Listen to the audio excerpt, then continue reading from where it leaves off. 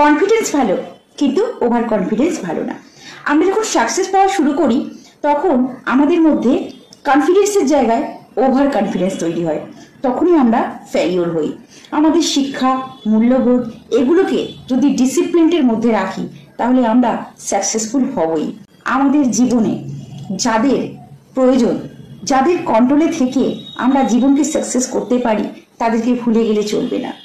তাদেরকে না ভুলে গিয়ে তাদের কন্ট্রোলে থেকেই জীবনকে আরো নতুনভাবে এগিয়ে নিয়ে যেতে হবে। একটা গল্প বলি।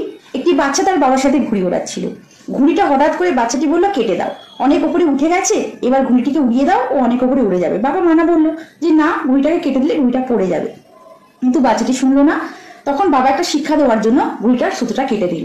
তখন কিন্তু ঘুড়িটা উঠতে উঠতে নিচে পড়ে গেল। তো এইভাবেই আমরা যার কন্ট্রোলে থাকি, সেই কন্ট্রোলে না থেকে যদি নিজেকে সরিয়ে নিই তাহলে কিন্তু আমাদের জীবনে ওই ঘুড়িতে উড়ে যাওয়ার মতনই পড়ে যেতে হবে, যেরকম ভাবে মাটিতে পড়ে গেল।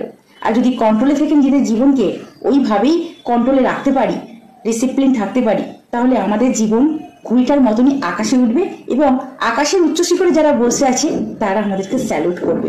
সুতরাং